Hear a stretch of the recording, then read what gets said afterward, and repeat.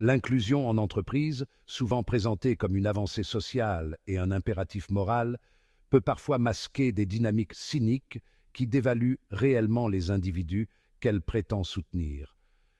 Cette analyse se penche sur la fausse inclusion, où les gestes symboliques de diversité et d'égalité ne sont que des façades pour satisfaire les exigences des politiques de responsabilité sociale des entreprises, RSE. À travers des anecdotes saisissantes et une analyse sociologique, nous mettrons en lumière les enjeux de cette pratique. L'inclusion, telle qu'elle est souvent mise en avant par les entreprises, peut prendre la forme de politiques et d'initiatives qui semblent généreuses. Cependant, derrière ces efforts se cachent parfois des attitudes condescendantes et un cynisme profond.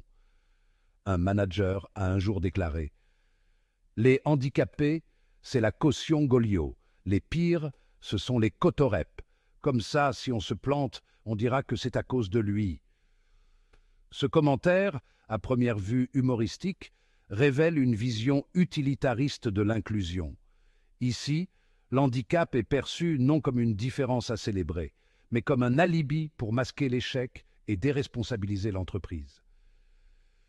Cette perception perverse de l'inclusion crée une dynamique où les employés en situation de handicap ou de diversité deviennent des cases à cocher dans un tableau de conformité, plutôt que des personnes avec des compétences et des contributions valables. La pseudo-bienveillance devient alors un outil de manipulation où les entreprises s'engagent dans des pratiques d'inclusion qui ne sont souvent que des stratégies pour répondre à des critères externes, sans réel changement dans les mentalités ou les pratiques de travail. Un autre exemple poignant d'inclusion à double tranchant se manifeste à travers le discours de certains dirigeants qui n'hésitent pas à réduire la diversité à des éléments superficiels.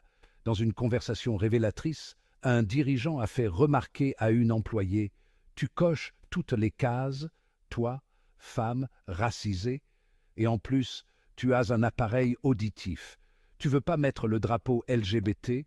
Comme ça, je ne me fais pas chier avec les PD pendant 2 ans, pendant que la RSE est affichée partout. Ce type de commentaire montre à quel point l'inclusion peut être dévaluée et ridiculisée. La diversité devient un simple outil pour faire bonne figure, un symbole à exhiber, sans aucune réelle intention d'intégrer ou de valoriser les expériences des personnes concernées. Ces discours révèlent une compréhension erronée de la diversité et de l'inclusion. Plutôt que de valoriser les contributions uniques des employés, certaines entreprises préfèrent s'engager dans des pratiques de façade qui leur permettent de se donner une image d'inclusivité, tout en évitant de remettre en question les structures de pouvoir en place.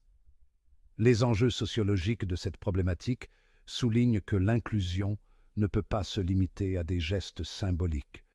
Pour que l'inclusion soit authentique, elle doit être intégrée dans la culture d'entreprise et s'accompagner d'une remise en question des dynamiques de pouvoir. Cependant, face à une inclusion qui ressemble davantage à une mascarade, certains estiment que les personnes en situation de handicap ou issues de minorités devraient adopter des stratégies d'entrisme plutôt que de s'appuyer sur une inclusion organisée qui n'est qu'un prétexte à des politiques de marketing.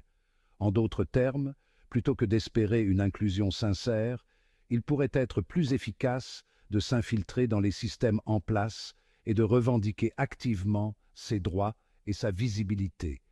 Ce faisant, ces individus pourraient renverser les narratives dominantes et changer le paysage du travail de l'intérieur. En somme, cette analyse révèle que la fausse inclusion dans le monde de l'entreprise est souvent le reflet d'une gestion cynique et déshumanisée des relations de travail.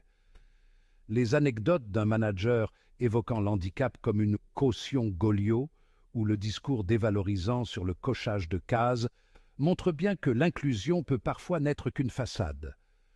Pour réellement faire avancer les choses, les personnes en situation de handicap ou issues de minorités doivent s'engager dans des stratégies d'entrisme, en revendiquant leur place et leurs droits de manière proactive, plutôt que de se contenter d'une inclusion fantoche qui ne fait que renforcer les hiérarchies existantes. Ce changement de paradigme est essentiel pour bâtir des environnements de travail réellement inclusifs et respectueux.